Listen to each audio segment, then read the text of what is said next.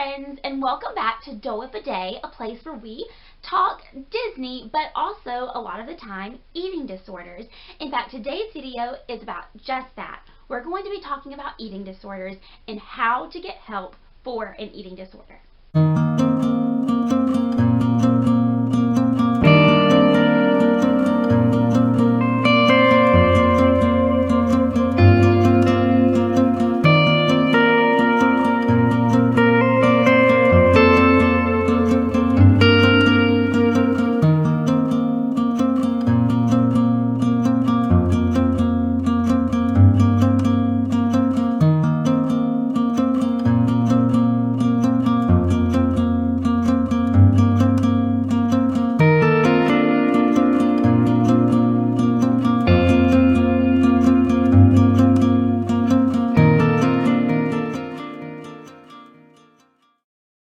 So on this channel, I do share a lot about my own eating disorder and struggles that I've had with my eating disorder, but I never want this channel to just become about, oh, poor, pitiful me, I struggle and this is hard. There's nothing wrong with being vulnerable and sharing those things, but I want this channel to be educational as well. I want it to be a resource and a tool that people can come to find out information about eating disorders if they are struggling and about how they can start their recovery journey.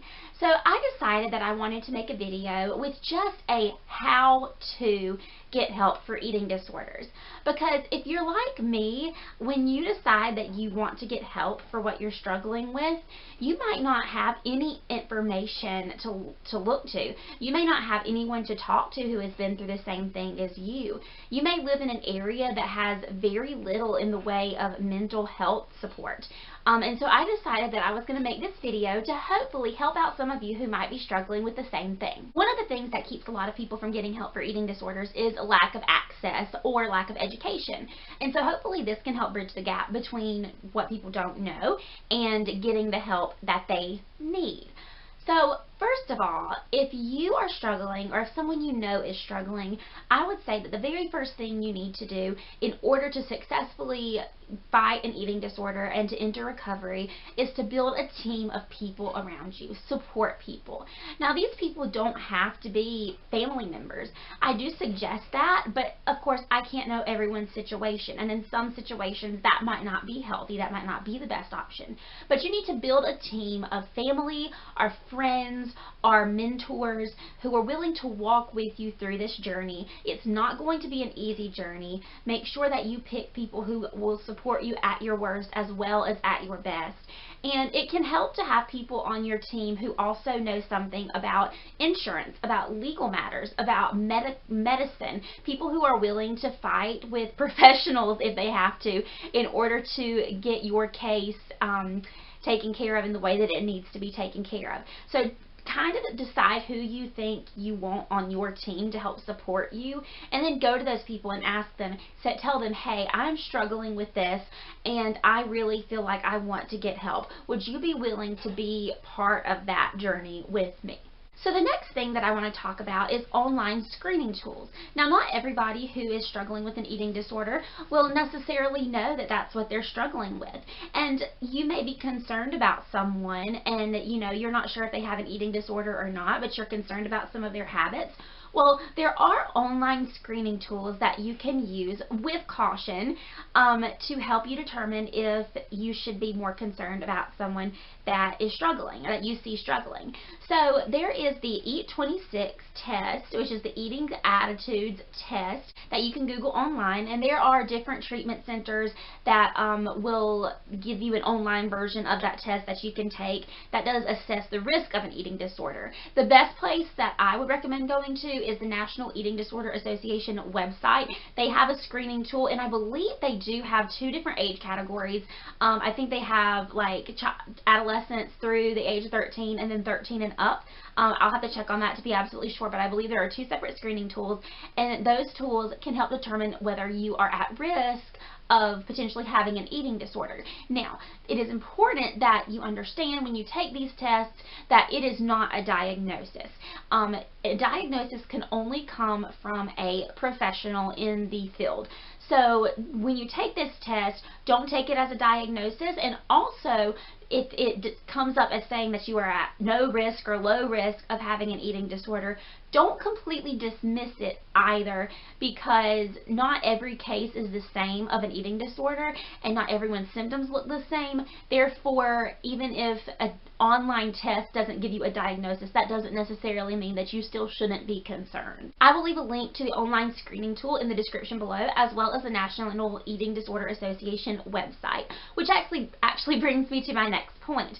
A great resource when you're first getting started looking for help for an eating disorder is the National Eating Disorder Association website. So here you can find general information about eating disorders, but what I think is most helpful about the National Eating Disorder Association is their helpline. If you call their helpline, you will be able to speak to a real human person who can help you get started on your recovery journey. And in fact, that was the first place that I went to help me get started on my recovery journey. I live in the middle of nowhere, and when I decided that I wanted to get help, I had no clue where to look. We don't really even have that many therapists in my town. I don't even know if we had any therapists like in my actual town, maybe, you know, a couple of towns over. But I didn't know where to get started. And so I called the National Eating Disorder Association helpline, and they were able to give me a list of providers close to me who worked with eating disorders. And I was able to then contact them, and they were able to help me start on my recovery journey. So definitely give them a call. Ask them for a list of resources and providers in your area, and that can be a great place to get started. Another thing that I would recommend doing if you're just at a total loss of where to go for help, just Google treatment centers for eating disorders and call one and ask them for help and guidance in you starting your recovery journey. Most treatment centers, in my experience, because I did this, most treatment centers in my experience are at least willing to give you a list of providers in your area, or point you to somewhere that can get you started on your recovery journey. So that is also an option, is just to call a treatment center and say, hey, look, I know that I'm struggling with this and I need help. What can I do to get help? When it comes to looking for providers such as therapists, GPs, general practitioners of medicine, and a dietitian, which I'll talk more about that later. When it comes to looking for providers, it is imperative that people are knowledgeable about what certifications to look for, because someone might say that they're a specialist in an eating disorder, but you don't necessarily know what kind of experience or specialization they have in the field of eating disorders. And, you know, a general therapist is great. Having a general therapist is great, and it is something that I definitely recommend for all people at some points in their life. But a general therapist, a standard therapist, I hate to put it that way because therapists are more than just like a standard therapist, but your typical therapist isn't going to have the knowledge in the field of eating disorders that is necessary for fighting an eating disorder. Just an example of that, I had a therapist when I lived in Atlanta who was a fine lady. She was great at treating my anxiety and my depression, but I told her some of the symptoms I was having of an eating disorder, and she told me, she said, no, I don't think that's what it is. When looking back, and after having talked with my therapists who are certified in eating disorder treatment, they would have said, oh yes, you definitely are struggling. And it ended up prolonging my period of suffering before I was able to get the help that I needed. So it's very important that you find someone who is certified in the field of eating disorders. The kind of certifications that you want to look for vary based on which area of treatment you're looking at. If you're looking for a therapist, then you probably want someone who is a certified eating disorder specialist. You will probably often see CEDS next to their credentials, CEDS, for a therapist who treats eating disorders. If you're looking, I'm looking down at my notes here just to be sure I give you the right acronyms. If you're looking for a dietitian, someone to treat you nutritionally, then you're going to want to look for someone who is a CEDRD, Certified Eating Disorder Registered Dietitian. People who are certified in Health at Every Size, HAES, are also a great resource, especially for people who may not have the stereotypical case of an eating disorder. Maybe they've never been underweight.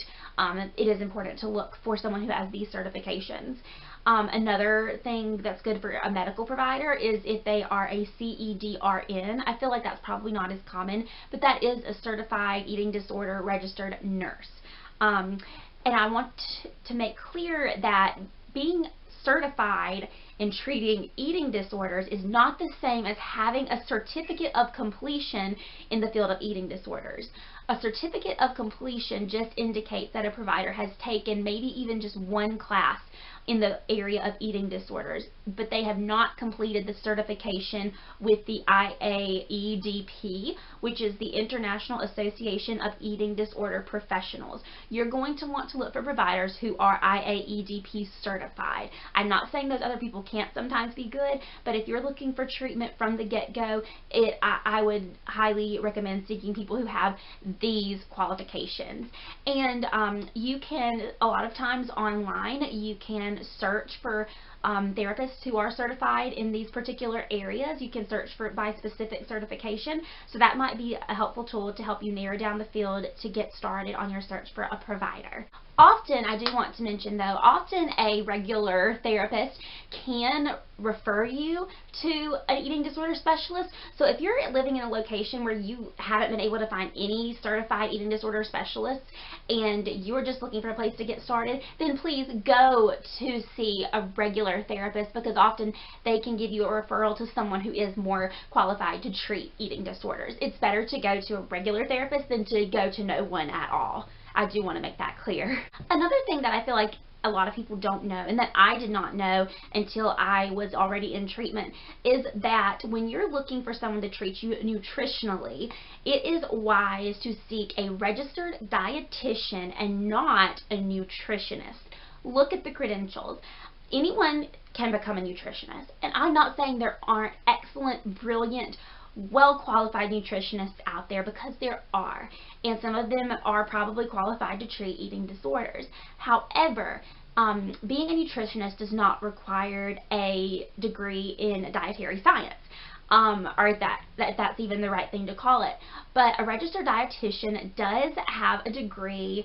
I think they have to have a master's degree in that area, and they understand more about true nutrition and what your body really needs, rather than just following the fad diets. They're going to know what's best for your body regardless of your body size. They're going to be more about keeping your body healthy than helping you lose weight, which is like obviously the last thing you really need to look for if you're struggling with an eating disorder. So it's important to look for a registered dietitian. Now, I didn't know this, and so I started out my journey seeing a nutritionist, and they were, you know, a pretty reputable place, which was really, really lucky. But I would say that just try to avoid that altogether and seek someone who is a registered dietitian, certified in eating disorders or in health at every size. If you can find someone who's certified in both, that's all the better. So with eating disorders come numerous physical symptoms. Some of those physical symptoms are visible. You may experience cracked lips, you may experience fatigue, you may experience brittle teeth, you may experience heart palpitations. There's all kinds of things you might experience. Some of those things, though, are also invisible. There's things going on inside your body that your body has so adapted to, you don't necessarily notice that something is wrong. Therefore, when you begin looking for treatment or seeking help for an eating disorder, it is very important that you get a physical and you find out where your body is at physically. Now, this is tricky because, unfortunately, most medical doctors do not have much education, if any, about what eating disorders do to the body. And some of what eating disorders do to the body are not evident unless someone knows what to look for. So when looking for a general practitioner or a medical doctor to try to see if your body, how your body is doing as a result of your eating disorder, it's important that you find a general practitioner or an MD who is knowledgeable about eating disorders. Now, probably the best way to find these doctors is to go through a therapist who is certified in eating disorders, to go through a treatment center that specializes in eating disorders, or to go through a registered dietitian, because it is hard to find these types of doctors. And I can't even sit here, even after my experience, I can't sit here and name one, because most of the treatment that I got was through my treatment center and not outside of my treatment center. So I do recommend that you ask someone who specializes in eating disorders, as like a therapist or a registered dietitian, that you ask them for a list of doctors who would know what to look for if you were to have any physical symptoms of an eating disorder. And this is for your own good, because eating disorders are deadly, and some things may not show up until you're dead. You know, you can have completely normal looking labs and still die of an eating disorder. And so just getting generic labs, just getting your heart checked, just getting your blood pressure checked, those things can sometimes be affected by your eating disorder, but just because they're not doesn't mean that you're okay. Now, one obstacle that is probably the biggest obstacle for most people when it comes to getting treatment for an eating disorder is the financial obstacle. I know a lot about this for multiple reasons. When I first started looking at getting treatment for my eating disorder, I didn't even have health insurance. And there was no way my family could pay out of pocket for the treatment that I needed. Most treatment centers or therapists who specialize in eating disorders will do an initial assessment for free. A lot of these places can give you a diagnosis for free and can tell you what kind of treatment you need to be seeking without you having to pay a cent. Now, moving forward, you will need insurance unless you are just very, very blessed and able to pay out of pocket for these things. So one thing that I want to say is that if you're in the process of looking for insurance, or if you are in an open enrollment period and you can change insurance plans if you need to, please call around to all insurance providers that you can think of and ask questions. You want to ask these providers if they provide insurance for eating disorders and eating disorder treatment. And this is so important, because I cannot tell you how many people I knew in treatment who seriously needed to be in treatment. People who were dying of eating disorders, whose insurance cut them because that insurance determined that they didn't need help, even though all their providers said that they did. So you want to make sure that you are finding a provider from the get-go who is at least somewhat dedicated to helping you in the event of an eating disorder and eating disorder treatment. You know, I would say that if you are outside of the open enrollment period, just fight for your case.